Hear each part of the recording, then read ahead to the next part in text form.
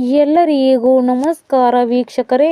ಬಾಡಿಗೆ ಮನೆಗೆ ಸಂಬಂಧಪಟ್ಟಂತೆ ಈಗ ಕರ್ನಾಟಕ ಹೈಕೋರ್ಟ್ ಕರ್ನಾಟಕ ರಾಜ್ಯಾದ್ಯಂತ ಹೊಸ ನಿಯಮವನ್ನು ಜಾರಿಗೆ ತಂದಿದೆ.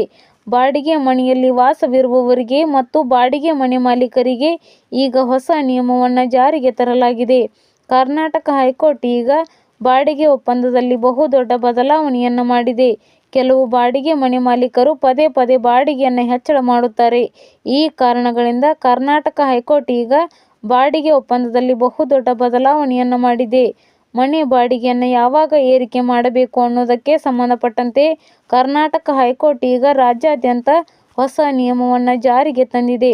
ಹಾಗಾದರೆ ಮನೆ ಬಾಡಿಗೆಗೆ ಸಂಬಂಧಪಟ್ಟಂತೆ ಕರ್ನಾಟಕ ಹೈಕೋರ್ಟ್ ಜಾರಿಗೆ ತಂದಿರುವ ಹೊಸ ನಿಯಮ ಏನು ಅನ್ನೋದ್ರ ಬಗ್ಗೆ ಸಂಪೂರ್ಣ ಮಾಹಿತಿಯನ್ನು ಈ ವಿಡಿಯೋದಲ್ಲಿ ನಾವು ನಿಮಗೆ ತಿಳಿಸಿಕೊಡ್ತೀವಿ. ವಿಡಿಯೋ ತುಂಬ ಇಂಪಾರ್ಟೆಂಟಿವ್ ಆಗಿದೆ, ಎಲ್ಲೂ ಸ್ಕಿಪ್ ಮಾಡದೆ ನೋಡಿ. ಹಾಗೂ ಈ ಮಾಹಿತಿಯನ್ನು ಬಾಡಿಗೆ ಮನೆಯಲ್ಲಿರುವ ಪ್ರತಿಯೊಬ್ಬರಿಗೂ ಶೇರ್ ಮಾಡಿ ಸ್ನೇಹಿತರೆ. ಕರ್ನಾಟಕ ಹೈಕೋರ್ಟ್ ಈಗ ಹೊಸ ನಿಯಮವನ್ನು ಜಾರಿಗೆ ತಂದಿದ್ದು, ಇನ್ನು ಮುಂದೆ ಬಾಡಿಗೆ ಅಗ್ರಿಮೆಂಟ್ಗಳು ನೋಂದಾವಣಿ ಆಗದೇ ಇದ್ದರೆ ಆ ಮನೆಯ ಬಾಡಿಗೆಯನ್ನು ಯಾವುದೇ ಕಾರಣಕ್ಕೂ ಏರಿಕೆ ಮಾಡುವಂತಿಲ್ಲ ಅಂತ ಆದೇಶವನ್ನು ಹೊರಡಿಸಿದೆ.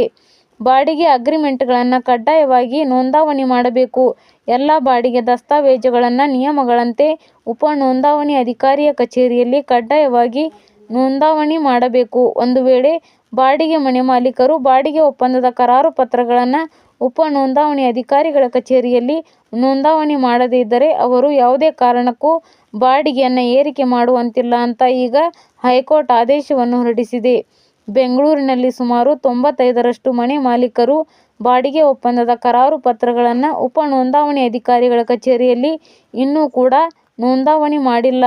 ಬೆಂಗಳೂರಿನಲ್ಲಿ ಮನೆಯ ಮಾಲೀಕರು ಪದೇ ಪದೇ ಮನೆ ಬಾಡಿಗೆಯನ್ನು ಏರಿಕೆ ಮಾಡುತ್ತಿರುವುದು ಈಗ ರಾಜ್ಯ ಸರ್ಕಾರದ ಗಮನಕ್ಕೆ ಬಂದಿದೆ.